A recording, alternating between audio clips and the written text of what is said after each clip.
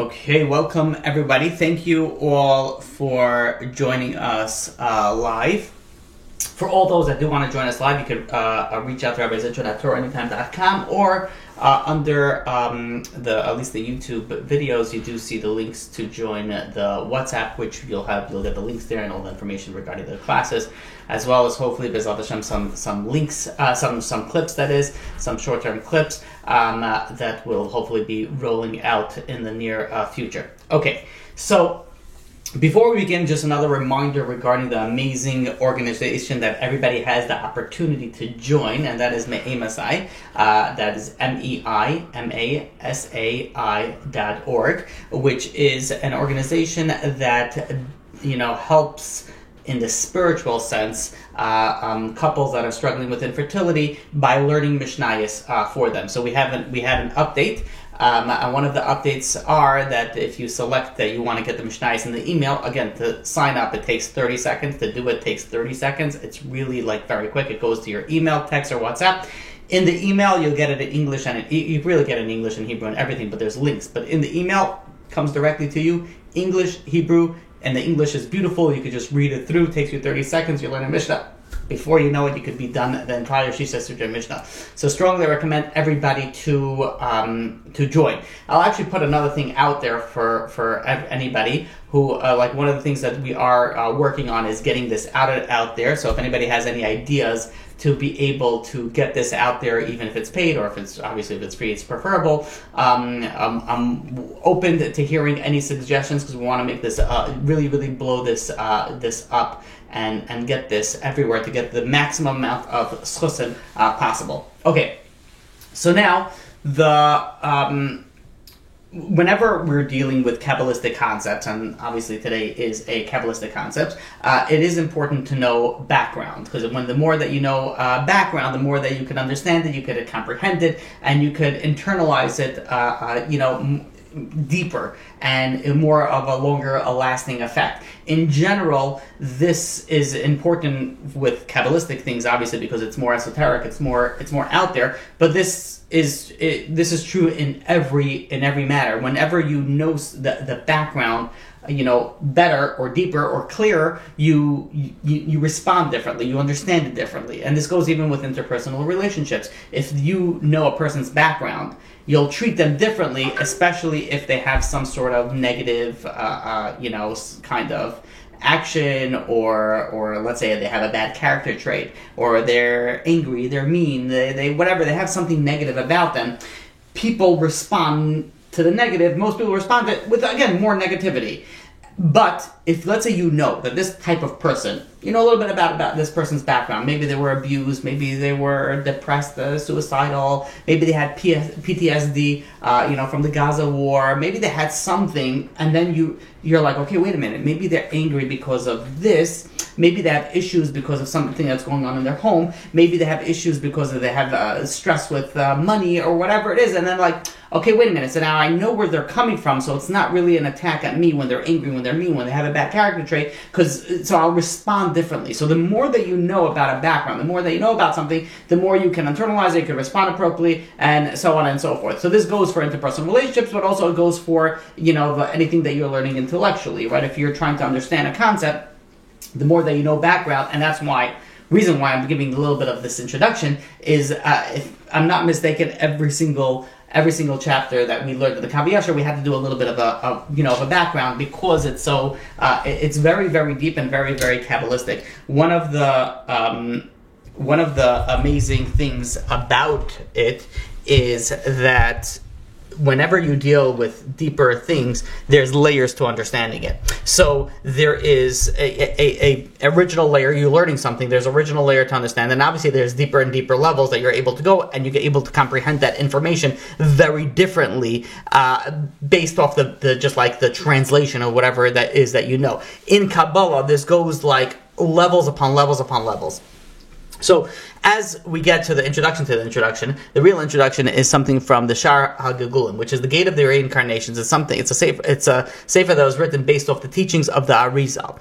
So these are concepts that we've spoken about before, but we're gonna give a small introduction based off the topics that we're speaking about today. So when a person passes away, after a person leaves this world, there are different options and there's different places that a person's soul has the ability to go. Now it's not based of like, oh, I want to go here, let me travel over here. You don't really have the choice, right? Depending on how you live your life. If you live your life very, very in a positive aspect, meaning that you follow the Torah and you did everything that you're supposed to, so you go to the positive lane, which is to get to Gan Eden, to heaven, and reap the rewards and benefits until Mashiach comes, and then you come down to reap the rewards over here.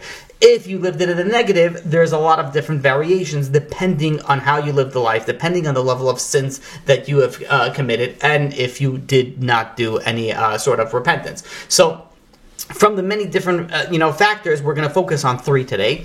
One of them is reincarnation. Another one, which we spoke about many times. Another one is dibuk, which is possession, which we also have spoken before. And the third one is something called an iber, which we've spoke about that before as well, but very briefly. An iber is more of a impregnation, and we'll break it down just to give a little bit of an overview on it. So in reincarnation, there are 4 different areas where a human soul can be reincarnated. It can be reincarnated in an inanimate object. So you think about like a rock, like things that are not alive, is an inanimate object. That there can be a reincarnation in that, meaning that they're placed in that area for X amount of time or until something happens, and then they get released from that area.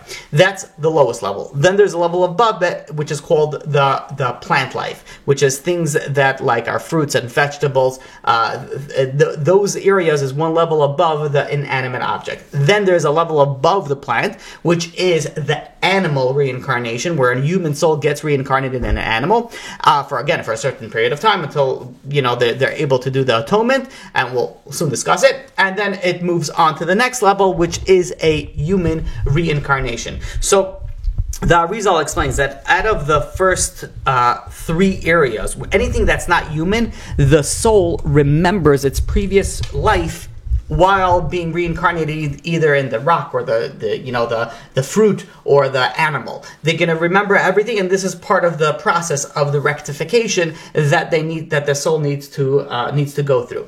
So that is the aspect of reincarnation. And the process of reincarnation depends on the level of sin. Sometimes they have to start from the bottom, and then they go through the cycles until they get back to the human, and then they go back for the rectification. Again, the purpose of this is to rectify any wrongdoing, any blemishes on the soul. It is not fun. It is not something that you want. Be like, oh yeah, cool, I would like to be an eagle and soar. You don't want to be reincarnated, and for sure you don't want to be reincarnated into an animal or a plant, or especially a rock. So that's the levels of the levels of Gilgulim reincarnation. Then there is a different aspect, which is a dibuk. So reincarnation means that you go through the process and you come back down, meaning that you've transitioned from the upper worlds and you go down into the lower worlds. That doesn't mean that you went to Gan Eden or you went to Gehenna. It doesn't mean that you touched upon any of those areas, but it just means that you continue the cycle. There is a level where there's the level of possession, and this is an area where the soul does not get to be reincarnated. It's kind of in limbo state. It doesn't get to go not to the next world, not to this world, and they're stuck in this in-between world situation. And it's not just like fun and games where they're able to travel. They have watchmen, and they're called, in English it's called, in Hebrew it's mazikim, but it's destroyers that are literally watching over them, and they have certain instructions that they need to do, which again is painful. This is one of the worst. The reason how, and again, nowadays you don't have really possessions, but you're going back less than 100 years ago, there was plenty of situations of possessions. Those were where these souls had the ability to go and enter another human being, and the purpose is that it allows them this reprieve, this respite, if you call, from the suffering that they're dealing with in this in between limbo state. So that's the dibuk. Then there is ibur. Ibur is what is called an impregnation, where you have, let's call it easier to understand, like a piggybacking, where a soul can piggyback on another live human being. And it's not always negative. It's many times it's a positive piggyback. So meaning that there are many, many different parts of the soul.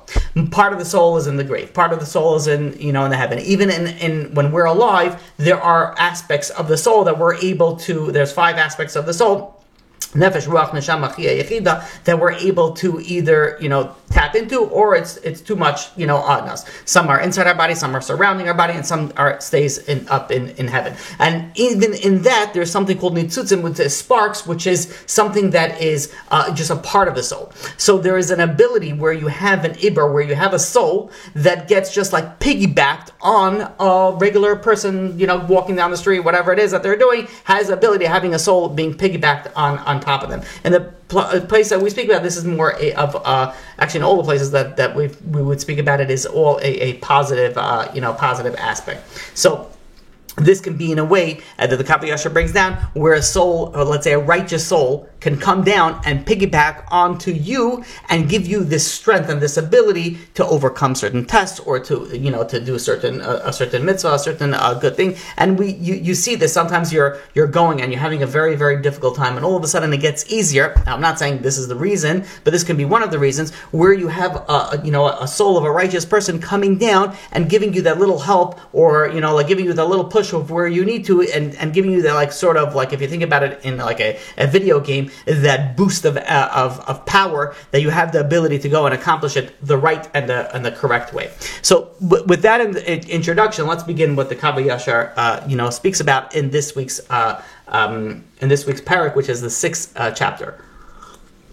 So there's a Gemara in Shabbos, Daf Kuf Dal, page 104a, that says, Haba l'tahir Messiah Oised. If somebody comes and wants to purify himself or herself, heaven helps them. Meaning that if you decide you want to go in a certain way, if you decide you want to improve yourself, you want to go in a positive way, you just have to start over there, and you will get help from heaven to go and assist you to get to that destination, or at least close to it, of whatever you want. It could be better yourself in learning or in dressing. Now again, you can't just say oh yeah, I want to be better, I want to be better. If you actually work on yourself, you have the power of heaven that comes down and it helps you. So the Kav HaYashar says that whenever a person is, let's say, going and they want to perform a good deed, a mitzvah, or they're learning in Torah, they're joined by souls of the righteous to go and to assist them. And he brings down a story from the Zohar. The Zohar brings down the story of Rabbi Elazar wanted to go and visit his father-in-law, Rabbi Yossi. And he was accompanied with Rabbi Abba. And they hired a guy to load their donkeys and travel with them. And as they started traveling, as righteous people do when they're starting to travel, or whatever it is that they're doing, what are they going to do during the time? They're not looking at the in-flight movie. They're going and they're studying Torah. They started learning Torah. And the person leading the donkeys started joining with them in learning Torah. And he started revealing to them secret Kabbalistic things that they have never, like insights that they haven't heard before. So the 2 big rabbis are going over to him, and he says, "Who are you? You have this type of wisdom, and you're leading donkeys?" He says, let us, And this donkey driver says, "Forget about who I am. Don't worry about that. Let's just learn." And they're walking and they're traveling and they're learning, and he's revealing secrets upon secrets of the Torah. Now he's revealing secrets upon secrets to people that know all the secrets of that. So can you imagine the level of what he was revealing to them? So they stopped him, halfway through and be like, "I don't understand." He says, "You didn't tell us what's your name, where you're from. We should be the ones that should be loading the donkeys, and you should be the one that's traveling with all your knowledge. You're a great big rabbi." So he responded to them, "My home is, a good place. I live in a certain tower in which HaKadosh Baruch Hu, God, resides along with a certain poor man. The Kav Yashar explains that this is referring to allusion of the Mashiach, of where he was, and this is my home. And then he didn't expand upon this, and he continued revealing them secrets upon the Torah. They came so it was so unbelievable that they fell upon their faces, and they couldn't even believe what was going on. When they got up, they saw that the guy was no longer there. And they sat over there, and they cried. They were unable to speak from this experience. And finally, Rabbi Abba said that this is what we learned, that whenever people are traveling on the road, righteous people are traveling on the road, and they're speaking words of Torah, tzaddikim, righteous people, come from the upper world and come and assist them. And he said, who was this righteous person? This righteous person was none other than Rav Hamnuna. So we see over here, says the Kav Yashar, we have proof over here from this story, that the souls of the righteous join those that perform a mitzvah. Now, it doesn't always come in a place that you're able to see it, you're able to visualize it, you're able to interact with it, but there are souls that come from the next world. Now, a lot of what the Kav Yashar is going to be speaking about is that things from the outer worlds and how they connected to our world. This is so important, because once you realize that every action that you have, every thought that you have has such a tremendous effect, you do things very, very differently than if you think you're in this world alone. We tend to think we have this world, and believers, ma'aminim sheba'aminim, we know that there's a next world. We know that but we think about it. We have this world, and we have the next world, and it's we know it's connected in the Beis Hamikdash, and but we tend to forget that they're very intricate, they're very intertwined, that there are many, many things that we don't see that are happening right in front of our eyes in this world that is actually from the next world. And this is the part that I really want to delve into, where the Kav Yashar goes on and says that Shekol Hirer Umachshava Taiva, any fleeting thought or any positive thought, meaning that there's a fleeting thought that just pops into your head, and then there's one that you conjure up, that you think about it, that you're processing and you're utilizing your thought, and you're bringing this thought into the forefront of your machshava, of your thought process. If it's positive, and this has an effect that it produces a kedusha from above, and has an effect that just a thought has the power to produce a level of holiness around you, and again, that comes up from up above. And the Kav Yashar goes on and says, but imagine if you speak something that's kaddish, speak something that's holy, or you're engaging in Torah study, you're learning Torah. This has an even greater effect. It can even bring benefit to souls that are banished from from both worlds. These souls that are in the middle, these souls that are reincarnated even in a form of inanimate or vegetables or fruits or things like that. A person has the ability to recite a blessing or engage in some sort of Torah study. Now, this soul that was stuck in this food, in this reincarnation, in this whatever that reincarnation was, that Torah study, that blessing has the ability to release them from that reincarnation and bring them up to a higher level. So I want to share with you a story that we've shared many, many years ago, about a story from Rabbi Yehuda Fataya. Rabbi Yehuda Fataya was a Kabbalist. We've quoted him before. If you ever want to read one of the most amazing, fascinating stories on what demons and the Bukim and all that, you go to Rabbi Yehuda Fataya, Minchas Yehuda. So Rabbi Yehuda Fataya lived from 1859 to 1942. He was a Kabbalist, and he was a student of Rav Yosef Chaim of Baghdad, which was known as none other than the Ben Ish Chai. He was ordained as a rabbi at a very young age of 17. And when he arrived later on in his years, he went to Israel. And when he arrived to Yerushalayim, he met Rabbi Avram Adas, and the rabbi, Rabbi Avram Adas, came over to him and he said, you wrote a commentary on a section of the Zohar, the Ad Idras Rabbah. You wrote a commentary on that. Why didn't you publish it? And Rabbi Yehuda Fataya says, where does the Rav know that information? He says, it's been almost 20 years since I wrote this. I have not told any human being this except for my father. He says, how do you know about it? So Rabbi Adas here, he wanted to avoid answering that question, and Rabbi Yehuda Fataya kept on pressuring him. He says, how did you know about this? No one knows about this. So he told him, he said, before you came, I had a dream. And in the dream, Rabbi Shimon Bar Yochai, the author of the Zohar, came to me, and he said that there is going to be a huge Kabbalist coming from Bavel, which is Iraq, and he wrote a commentary on the Idra Rabbah. But out of his great humility, he did not publish him. Tell him that I want him to publish it, and press him and push him that he should publish it.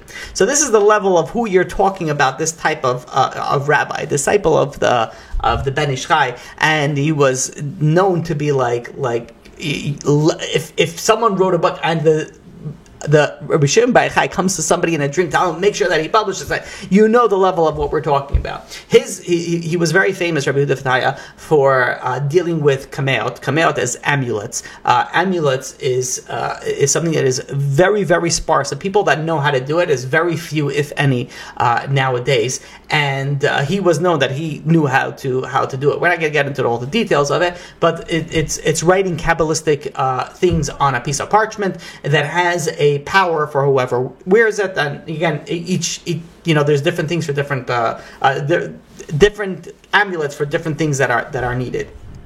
He was also known for exercising spirits or communicating with spirits. And there's a reason why I gave you this introduction, because you hear, okay, somebody who is able to speak to spirits, unless you understand that this person was a Gadol Adar, was a huge person of the generation, one of the greatest rabbis of the generation. It's hard to say, like, okay, wait a minute. So this is 100% legit. It's not like some stories that you hear, like, okay, maybe it happened. Maybe everything here was 100% what happened. In fact, he tells about himself, Rabbi Yehuda Fataya, that he was a reincarnation of Rabbi Cheskel ben Yehuda Landau, which is known as the Noda Yehuda. And one of the reasons that he had to come back, he was a great rabbi. Why did he have to come back? One of the reasons that he had to come back is he did not fulfill his obligation to study Kabbalah. So in this, Rabbi Yehuda Fataya, when he came back, his focus was very, very heavy on Kabbalah. And not only that, whenever he dealt with exorcism or things like that, he knew there are mental illnesses. He knew there are certain things that, like people may be saying something and it's not really true. And he knew how to define if the person was having a mental illness, or if indeed there was some sort of spiritual aspect that was going on. Now, just as I want to just put it out there, nowadays we don't have this, exorcism anymore. The Chavetz Chaim says, again, after the 1930s, this was really not something that happens nowadays, but beforehand it was very, very common. One of the reasons that it doesn't happen nowadays is we don't have the power, the ability to remove it. So if someone has the ability if a spirit has the ability to possess a human being, they have to get permission. Meaning a person just cannot possess somebody. A spirit cannot possess a person. They have to get permission from up above. And the people that get possessed, usually they do some sort of sin and they have to get permission from the heavens. Again, this is not a class about the Bukim, but just know that this, nowadays they in the spiritual world, they don't give permissions, to go into, possession. So he brings down this story. He writes down this story. The story happened in 1911, the year 5671. It was in the month of Elul, and there was a spirit that entered a young man by the name of Ephraim. And this, person, who was possessed, him and his parents, they took him to a Muslim, heebie-jeebie guy, let's call it. And the Muslim, because they lived in Iraq in that area, and this is who they had to go with. They researched, they went online, they saw who was the one that was able to take out the exorcism. They saw a guy advertising, they went over to this guy.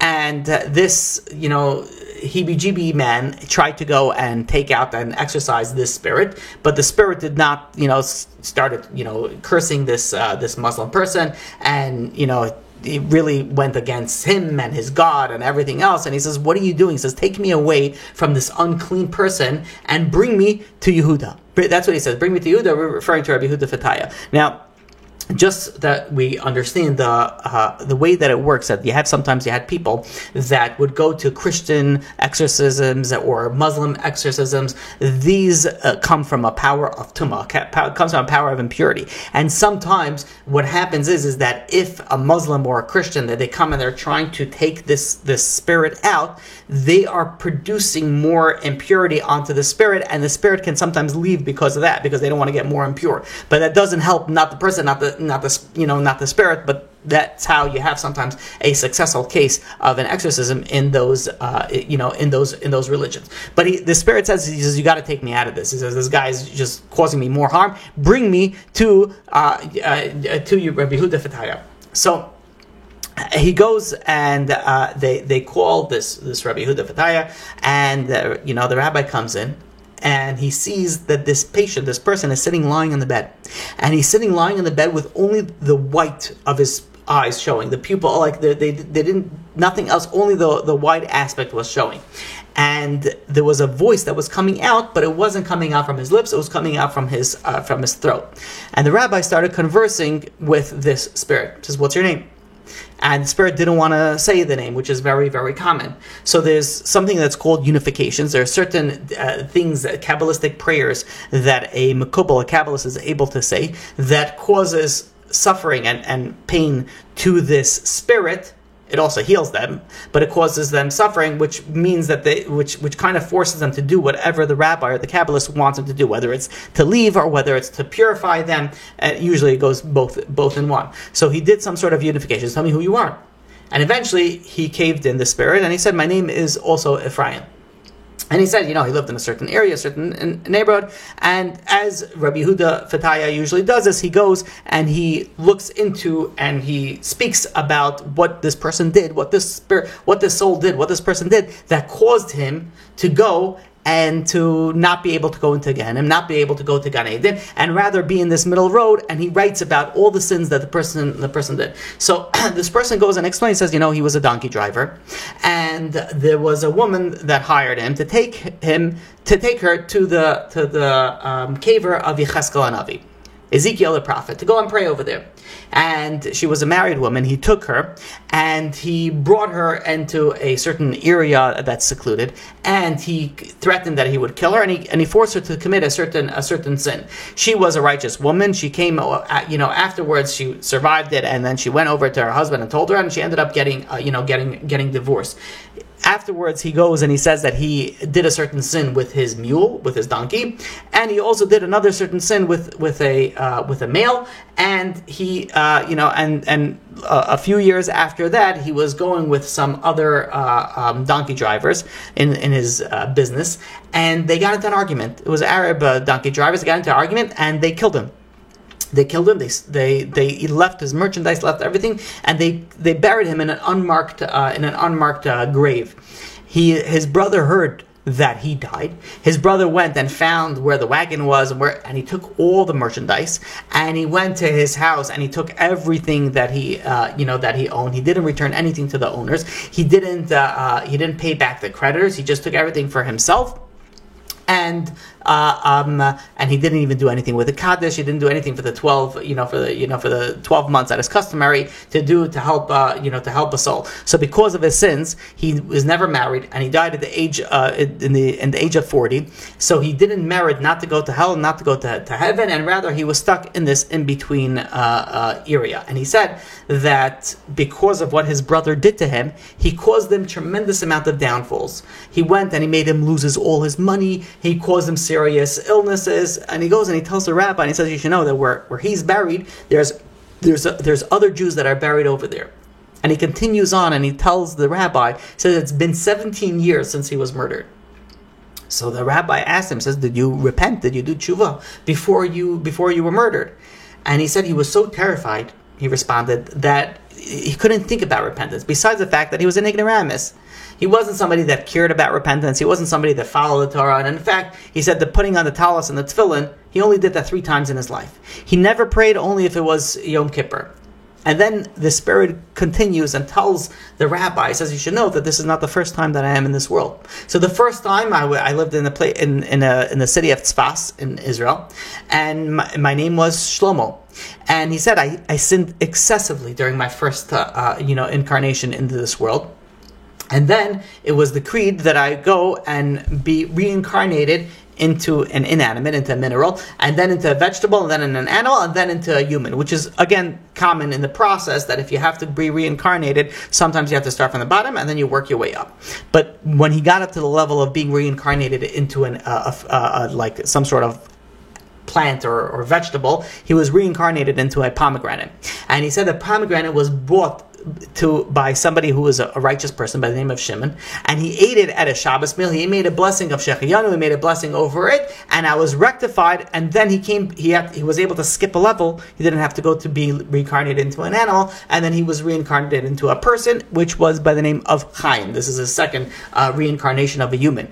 And afterwards, that wasn't a great reincarnation. I'm not going to go into that because it's a long story. He was reincarnated in a person named Chaim, and after that, he was reincarnated into this person named Ephraim. And he added that every reincarnation, he added sin upon sin. He said it's been 450 years since the first reincarnation, since Shlomo died. And this spirit goes and explains to the rabbi. He says, after he died, there are 35 destroying angels that came upon him. And they would beat him 15 hours a day. The remaining 9 hours, they would take him to a desert that it was crawling with snakes and scorpions. They would eat his flesh, and then he'll be revived and rinse and repeat. He said this schedule continued for 4 years. He says after 4 years, he was condemned to be able to go to Gehenna for 15 hours a day. And he said this, for part of the time he was, and part of the time he wasn't. He was in both areas. And this kept going on until he was given permission from up above to go and enter this young man, because this young man did a certain sin in his youth, in a certain sin where he did a certain sin.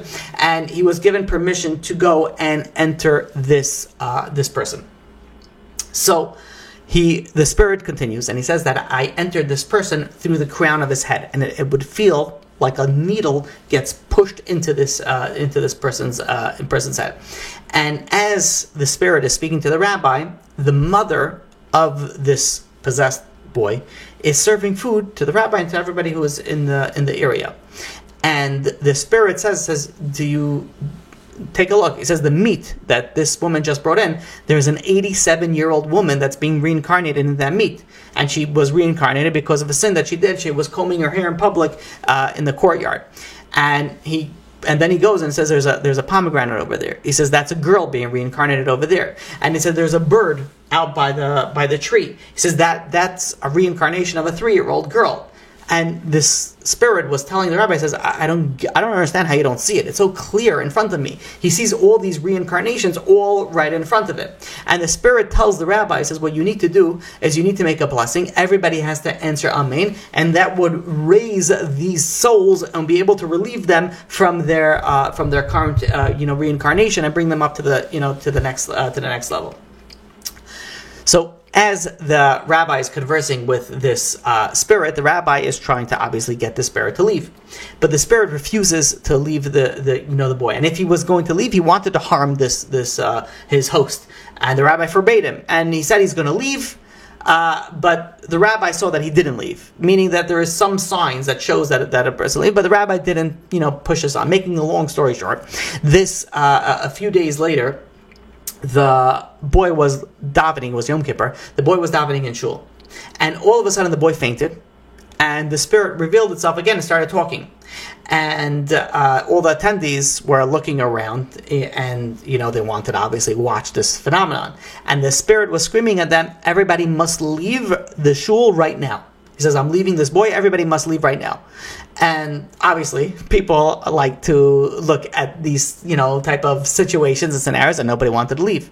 So the spirit then says, if you don't leave right now, I'm going to go to each and every single person in this room out loud and tell them every sin that they have done recently and previously. I see everything right in front of me. Within a second, the room cleared. Chick, chak. And the spirit says, except for the Baal Tukah, the one who's blowing the shofar, he should not leave. And he tells the one who's blowing the shofar, he says, I want you to blow the shofar, and when you blow the shofar, have certain things in mind. And he says, I'm going to leave this boy. And he blew the shofar, and the boy was without thinking, obviously, he was banging his foot on the floor. And after a short time, there was like a jerk, and that's when the spirit left entirely. So we see over here, and again, I don't want to get into all the details, but this is one of the common things with leaving spirits. The shofar is needed. But we see over here that there is so much more than meets the eye. What we say, what we do has effect not only on us, but even things around us in the vicinity, around us.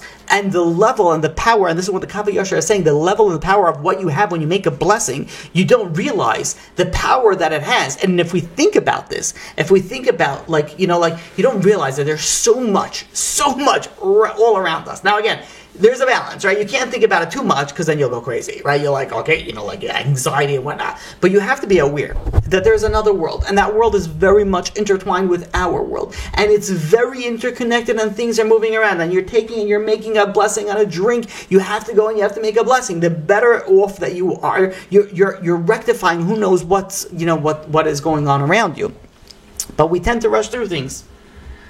We tend to go through it very fast. We forget the power of what we have in our hands. We forget the power of the blessing. And if you think about this, I'm going to share with you a story. And if you think about this, you will never, your blessings will forever change, and you'll have the ability to make such a blessing. And as long as you keep this in mind, this will go through with you, that your life will not be the same. This is a story that was brought by none other than Rabbi Levi Yitzchak Meberditchev. There was somebody that came over to the rabbi and presented him a very, very expensive bottle of whiskey. The rabbi took the bottle of whiskey and he decided that he's going to save it for the Sudat Shlishit of Shabbos, of Shabbat. He's going to save it for that. Comes the third meal of Shabbos. Before he pours himself a toast, he tells all surrounding him, all the students, a story. He said there was once a Jew that sinned very, very grievously, and he never repented. And after he died, it was decreed that in order to atone for his sin, he has to be reincarnated into a grain of wheat. And there, the soul will go through the process until it gets elevated from that reincarnation. So the soul comes into this grain of wheat, and it remembers everything that happens in its life as a soul. Anything other than a human reincarnation remembers everything, retains full memories, and this brings it to a state of repentance, and it's sitting over there and it's contemplating its life. Now, what happened with this grain of wheat? The farmer went and he plowed it into the earth. Now the soul is worried. In order for the soul to be rectified, it needs to be made by a blessing, by a Jew. But there's so many, who knows even if it's going to survive? Who knows if he has to start this whole process again? So the seed fell into the earth, and now it was worried. Maybe a bird is going to eat it. Maybe it's not going to be covered. Maybe it won't have a chance to grow. But this little seed survived. And there was a tiny little white root that started sprouting on the bottom. And a little green grass-like stalk started going up. Now this soul was worried. It was maybe I won't get enough water. Maybe it's not going to rain enough. Maybe I'll get too much water and I'm going to drown. But lo and behold, the watering process was just right, and this stalk survived. And as it grew strong and tall, and it started getting pollinated by the wind, and it was fully formed, now it was ready to be harvested.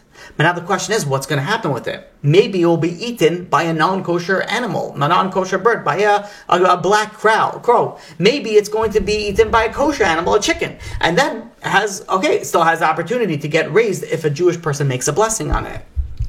And as it was getting harvested, it wasn't eaten not by a chicken and not by a crow, but it was put into a bag in the silo, a 50-pound bag of these wheat grains, and it sat there what it seemed like forever. Now the soul is sitting over there, says, who knows, maybe a mouse is going to come and eat me. Maybe I'm going to be baked in a bread. Maybe I'm going to be, who knows where I'm going to be. Who knows where I'm going to survive. And all this time it's worried, and it seems like for eternity. Finally, it gets hoisted onto a wagon, and it gets brought into none other than a brewery will be brewed to become a whiskey. And then he's thinking, okay, he says, if I'm going to become a whiskey, he says, there's a chance that maybe a Jew is going to drink me. Maybe they'll drink me by Simchas Torah and they'll dance with the Torah. Maybe they'll drink me by a wedding, and I'll help make the Chassan and Kala happy. Maybe it'll be for a mitzvah. Maybe they'll make a blessing over me, and then this way I'll rectify. But the process of whiskey is long. And it sat in a barrel for 10 years, sitting over there, knowing everything that's going around, just sitting and not able to do anything. Finally, after 10 years, it was taken out of the barrel and was put into these nice fine glasses of whiskeys. And this one was sold over here, this one sold there. He was sitting over there, and the wholesaler, finally, he was purchased. Who was he purchased by? By someone who owned an inn. And he's sitting over there. He was purchased. He was put on the top shelf whiskey. And he's seeing all these, these customers walk in. Most of them are non-Jews. They're coming into the bar over there and says, give me a shot of whiskey. Give me a shot of whiskey. And sometimes they take him. Sometimes they take the other ones. And each time it was poured, it was never his area that was poured. So he was still stuck in the bottle. One day, in comes a guy. And this soul is looking at it and says, oh, that looks like somewhat of a Jew. And the guy sits down by the bar and he says, bartender, give me a shot of whiskey. Have you fine whiskey? Bartender says, not a problem. Reaches out to this bottle, takes out the bottle, opens it up, pours it, and in goes this soul into that into that shot. Now he's like, okay, this is my opportunity. This is what I've been waiting for so many years. He says, finally, I got poured into a shot. Finally, not only that, it's by a Jew. He says, figure out the luck of that. Look at that. Finally, I'm going to get released from this torture, and finally, I'm going to be able to move on in my journey. And this, weary traveler takes the shot glasses, raises it up, and without making a blessing, chugs it down. And the soul is like, oh my gosh, no, what are you doing? He says, I can't believe now I have to restart the entire process. This is all for nothing. And this is the story that Rabbi Levi Yitzchak Berditchev is saying as he's pouring this bottle of whiskey. And this is what the Gemara in Bava Kama tells us, that a righteous person is someone who's always very careful to make the proper blessing of food. Now, this is the next time that you pick up a drink, the next time that you pick up an apple, you have to think about it for a second. What is the power that you have holding in your hand? What is the ability that you have to be able to free who knows what? Now, you don't have to be worried, okay, maybe there's a soul and you're going to start speaking to the things and be like, hello, what did you do? You don't. We're beyond that, right? Whether there's a soul or not doesn't affect your physical, drinking, but it does affect your spiritual. If you have the ability to go and release a spark, some soul that's suffering, you understand the power, and this is power. Now, just to think about it, put it into a little bit of a perspective. If you, by the ability to go, by the power that you have to make a blessing, you're able to affect another soul. Not you, another soul that's going through reincarnation. Imagine the power that it affects you. Imagine the power that it has what you do to yourself when you're making the blessing, or God forbid you forget the blessing, or you forget to make the after blessing, or you say too fast, or you mumble it through, or you say the right blessing. There are so many levels to this that we don't begin to realize what's going on all around us. There's so much that we're able to tap into. There's so much power that we have that we let it slip right through our hands. There's another story with the Baal Shem Tov that there was a tzaddik by the name of Rav Yossi. And this Rav Yossi, did everything by the book. One day, he was traveling, and he couldn't find water to wash for bread that he had with him. So he ate everything except for the bread, because he didn't have water to wash. But he became hungry, and he said, what's the big deal? He says, let me just eat it. Well, I need to eat something, right? The evil inclination is whispering this thing into his ear. We justify certain things. Again, halachically, we're not gonna speak about it, but at this person's level, he was saying, okay, what's a big deal? So let me just eat the bread. And he goes and he eats the bread, and he waits for lightning to strike down. He waits for something to happen, but nothing happens.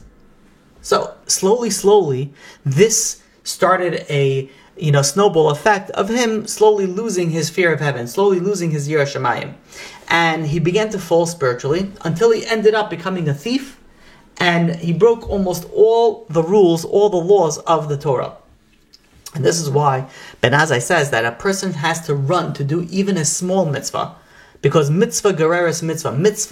If you do one good deed, it brings another good deed. But if you do one transgression, it brings another transgression. So here, his downfall began, and he didn't pick up. He went from one sin to another sin, to a worse sin, to a worse sin, until finally he died without making any repentance. And it was decreed upon him that he has to be reincarnated in a frog, because his downfall began with water, and he didn't do any repentance. So he's going to be reincarnated in a frog. How will he get out of this reincarnation? Only once his son would come and make a blessing near the water of where he is, and then he'll be freed. So he's reincarnated as this frog, but his son is nowhere nearby. His son has nothing to do with that area where he's located. So as heaven pulls the strings and makes things happen, the son didn't have any money, so he worked as a butler for a wealthy merchant. And this merchant needed to visit the hot springs of Tiberia, and for health purposes. And he went over there, and then he felt a little better. So he decides he tells his butler, which is the son. He says, come with me for a walk. They go on a walk, and they're getting closer and closer to where this frog is, which is a reincarnation of this person's father. And as they get closer and closer, all of a sudden the son feels this like he needs a drink so badly, like he's so parched, he can't. Everything he it was, and he's like, he couldn't even talk. He's looking for some sort of water, and he sees in the distance there's some sort of pond over there. He runs to the water, and the father sees all of a sudden he's like, I can't believe it. Finally, we're here. And the father's this frog, and the father is trying to communicate, but all it sounds like is just croaks. And this son comes in, and he's so thirsty, without even thinking, he takes and he starts drinking the water without making any blessing. And he's going, and he's like, I can't believe it. I have to start all over again. How did the story come out? The Baal Shem Tov was once traveling in a very, far place, not local to anything, and he noticed a large frog that was obviously, was out of place over there. And the Baal Shem Tov realized that this frog is a reincarnation of a person. And he also realized that this frog, and he started conversing. Again, it's beyond our capabilities to understand how and what, when, and where. But he started conversing with this frog, and this frog told him everything. And the Baal Shem Tov went, and he did certain Kabbalistic, procedures that received the atonement for this frog. And as soon as he finished with that, the frog dropped dead, and then he went. This soul went on to the next world. So we see over here the power of a blessing. Like, who knows? Maybe your great-grandfather needs some sort of atonement, and they're sitting over there, and you have the ability to just make that blessing on that water, or that apple, or that pomegranate, or that piece of bread. We don't even know. And imagine the horror that if you find that after 120 of what the soul went through just to get next to you, just to get into that blessing, and then you just went and you messed it all up. And this is Rabbi Yehuda Fetaya was very careful not throwing out any food. And, he was asked, how come you don't throw out any food? He says, what do you mean? He says, maybe there's a soul reincarnated in that food. How do you throw it out? And whenever he would make a blessing, he would make a blessing with the special kavanot of the Arizal, special Kabbalistic intentions. But really, a person should know that the blessings that our sages instituted, the simple blessings, Shahakal Ni'abidvare, Bayar Priya Eitz, these have special yichudim, special unifications, that they have the ability to go and unlock tremendous amount of power of good blessings that come from the upper world into this world. You have, of course, you have Kabbalists that when they make a blessing, like the Rashash, there's special intentions on the blessings. But we have to know that the primary intent of blessing is simple. Is the simple, plain meaning of the blessing. That's all that you have to focus on. The simple meaning of the blessing whenever you make the blessing. So here we see one important aspect before we continue with the Kav Yashar of the power of the blessing and the power that we have in the next world. And if we start realizing these powers, we interact very differently. We speak very differently. We learn very differently. We pray very differently, and especially we make blessings very differently. The Kav Yashar continues. So there's another principle that we learn from this Zohar, and that is the importance to connect, to cling to the tzaddikim, to the scholars, and especially accompany them whenever they're traveling and listening to their words of Torah, because the Shechina, is present with them when they're alive and with them when they pass, and that's why they have the righteous people that were very concerned of where they would be buried. Yaakov Avinu, it says in Bereshit chapter 47, verse 30, he wants to lay with his forefathers. The reason for that is that the area of where the righteous people are buried has a tremendous effect if they're next to a righteous person or they're next to an impure person. They're, the surrounding area, we would think, okay, what's the difference here in the next world? No, the surrounding area does have a very, very powerful effect. The Sefer Hasidim brings down an incident that there was a certain tzaddik that was buried amongst wicked people, and every night this righteous person would come to his friends, his family, and cry out to them in a tearful voice. He says, please remove me from here. He says, you buried me amongst wicked people. In heaven, they're refusing to reveal to me any secrets of the Torah. He says, I can't. Yeah, and he kept on coming to them until they finally, they didn't have any rest, until they exhumed his body and they buried him somewhere else. And this is what you have also in the earlier generations. When people will purchase a plot, when the righteous people will purchase a plot in cemetery, it's a good thing to do to buy a cemetery plot while you're alive. And what they would do, the righteous people, is they would visit it. They would visit that spot. And they would come from time to time and they would pray in that spot. And they would say some few words of Torah, or they would pledge some tzedakah over there. This way they purified and they sanctified that area, that spot, to prepare for them when they go into the grave after 120. This purification also, just praying a little bit, saying some sort of words of Torah, also prevented the evil, the Sitra Achra, from being able to approach them after their death. And there was a story also that is brought down that Rabbi Amram, which was a rabbi that was originally from Mainz, he left that city to travel to a different city to help them establish or strengthen rather the yeshiva in that area. When he became older, he told his students that after his death, they should bury him in the city where he's from Minsk. They should bring him back over there next to the burial spot of Rabbi Yehuda Chassid. So the student replied, he says, Rabbi, we would love to do this, but there's a great danger. He says, there's a risk of being able to bring you over there. They're not going to want to. The non-Jews are controlling that area. It's not so simple. So Rabbi Amram responded to them, do the tahara, purify me, meaning that after a person dies, they go into the mikvah, and then there's a purification process. Put me in a coffin, and a letter saying that this deceased is Rabbi Amram, and place the coffin on a small raft, and let it drift on its own, and I'll take care of the rest. So, a short while later, he passes away, and the students fulfill the rabbi's request. They take the body, they write over there, a little note that Rabbi Amram also, read over there, prepared. He said over there in the note, he says, my brothers and friends of the holy community of Minsk. He says, know that I have come to you, this is a letter that's written on his coffin, because I've passed from this world, and I request that you bury me alongside my fathers in the city of Minsk. May all, and then there's a blessing of them. May all be blessed for life and peace. And he signs it with Amram. They take this and they put it on the river and they let it go. Now the river starts flowing downstream. When it reaches the city where he wanted to be buried, the boat just stopped. This flotation device just stopped over there with the coffin on top of it. And there's the commotion of town, fishermen over there, like, what's going on over here? And they call the mayor, and the mayor sees this this boat, which should just keep on going, but it just stopped in the middle of a flowing river. And imagine you're going in rapids, and meaning that there's a powerful stream, and there's a boat that's not stuck. It's just standing over there. There's no rocks in that air, just standing over there. So he calls some of his soldiers, the mayor, and he says, retrieve this boat. Let's see what's inside of it.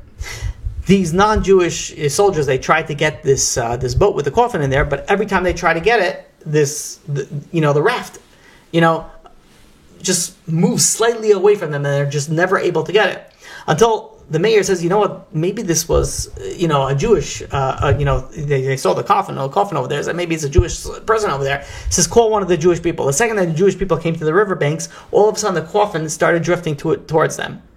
And they took out the piece of paper, they read the piece of paper, and they said, okay, to the mayor over there, to the duke over there, he says, this is a rabbi, and he wants to be buried over there. And the mayor he's like, wait a minute, this powerful, this is obviously some sort of very, very spiritual power. He says, we're not going to let you go and bury this, this soul, this person. He says, rather they went and they built this little edifice, or large edifice, and they called it the House of Amram. And in there, they put the coffin over there, and they made it like some sort of place of worship. And when he was over there, obviously he wasn't buried. Rabbi Amram, he would appear to his students and to the neighbors over there. He says, "Please, you got to take me out over there. You got to bury me with my forefathers." So they tried as much as they can. They try to bribe. They try to whatever it is that they could do. Nothing was going. So finally, they decided they're going to do the secret mission. They're going to go and they're going to steal the body back. What are they going to do? They have to replace the body. So a short while ago, there was a thief that was caught, and he was hung in the outskirts of town. They went They took the body, they dressed it up with the burial shrouds, and they went and they were planning on going and sneaking into this house of Amram and switching the body so they could bury the big rabbi. And they get over there, it's guarded. The mayor wasn't, he knew that the people are going to try, it was guarded. But the second that these students came in with this other body to try to do the swap, these soldiers all of a sudden fell into a deep sleep. And the students were able to go switch the bodies, and they were able to bury this Rabbi Amram over here.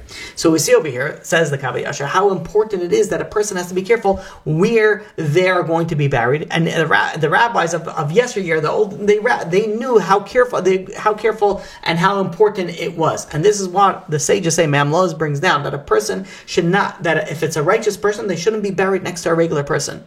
They should only be buried to people like them. And that's why you have, it becomes prime real estate, where you have a rabbi buried, a lot of people want to be buried next to the rabbi.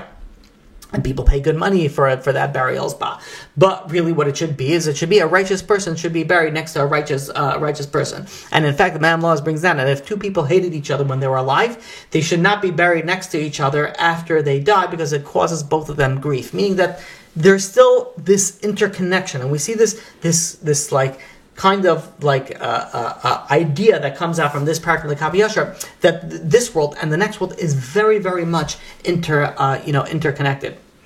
And in fact, the Mam Laws brings down a story where there was a Torah scholar who had a bad reputation. He wasn't living the life of a Torah scholar, let's just call it. And Rabbi Yehuda, with the community leader, he was, trying to figure out what to do. At one point, he wanted to excommunicate him. But at one point, he's a great scholar, taught a lot of Torah. But at second point, this is not the Torah lifestyle. So, what is the right thing to do? He says if he goes and excommunicates him, there's going to be a lack of Torah study, because he's not going to teach, he's not going to do it. And then he decided, he's not doing the right thing, he's not living the right lifestyle, so they're going to go and excommunicate him. And they excommunicated him. A short while later, Rabbi Yehuda was on his deathbed, and his students came to visit him. And this person that he excommunicated also came to visit him. Rabbi Yehuda sees him, and he starts smiling. And the person who's excommunicated, which is a scholar, says, "You're laughing at me now? Like you excommunicated me? Now you're laughing at me?" He says, "No, I'm not laughing at you. Not laughing at you. Because the reason why I'm smiling is now I know that I'm going into the next world. I know that I never flattered another man. I was very concerned of what I should have done for you. If I should have excommunicated you, or should have not excommunicated you. But at the end of the day, you did something wrong. You did something you weren't supposed to. So the right thing to do was to excommunicate. And I'm smiling the fact that I did the right thing." And then a short while later, Rabbi Yehuda passed away, and the scholar, he went to the yeshiva, and he wanted to retract that communication. He wanted to come back to the community. And he said, they responded to him. He says, "Listen, Rabbi Yehuda went and he excommunicated you. You got to go to somebody else." And he went to Rabbi Yehuda Nasi. And Rabbi Yehuda told his student, Rav Ami, to investigate it. And Rav Ami found some sort of loophole that would be able to retract this excommunication. And they were ready to lift this ban when all of a sudden Rav Shmuel Bar Nachmani arrived. And he said, "What are you doing? Why are you removing this ban?" He said, "You should know that his master, his rabbi's maid, once saw a grown man striking a son. And the maid said that this person should be excommunicated. Why? Because he's hitting a grown son. The son may hit back. He's causing his son potential to do a sin." He says, and he should be excommunicated for that. And he said that this excommunication that was imposed by a maid of my rabbi, he said, was not lifted. He says, "You shouldn't lift this ban." So then they started discussing. He says, "Wait a minute." He says, "I don't understand. It's been many years since Rabbi Shmuel Bar Nachmani visited the yeshiva. Why did he come today? Out of all days he came today. It must be that they're sending a sign from up above that he should not be excommunicated. We should not remove the ban of excommunication." So they refused to remove the excommunication. The scholar was very, upset about it. He left in tears, and he sat down to rest. A scorpion came and stung him, and he died. They wanted to bury him with all the righteous people.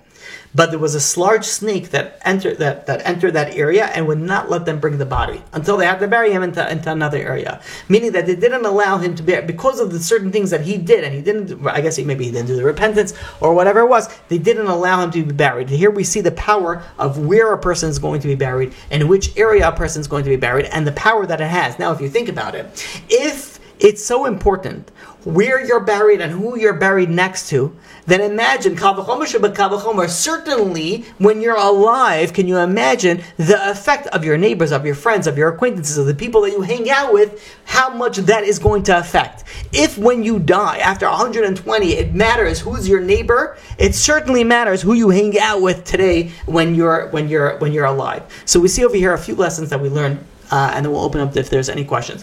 The number one, we see over here there's an interconnection between the next world and this world.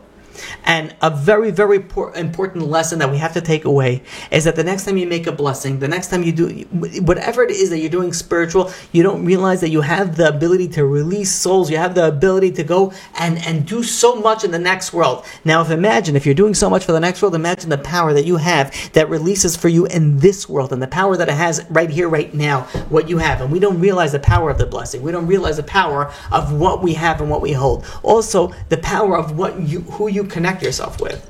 The next world we think is very far away. It's not. It's very, very close. It's right here. And you have the power. Where you're going to be buried is it makes such an important thing. Who you hang out with is also extremely important. So we have to take these lessons, we have to implement them, and we have to think. Before we do something, think about the power that you hold as a human being, as being alive as in a soul, in a human body. You're very, very, very lucky. And you have the opportunity and you have the ability to accomplish tremendous amount. But you also have the ability to go and fall a tremendous amount. So may HaKadosh Baruch Hu help each and every single one of us that we should utilize our power, we utilize our strength, and not only uplift the world around us, but also uplift ourselves. We will say a Kapitel Tehillim for Klal Yisrael and everything that's going through. Hopefully the hostage deal, to whatever, for whoever thinks it's good or whatever it is bad, may all the people that are being held hostage should be able to return, and we should be able to finish off Hamas, Palestinian Authority, everything for once and for all.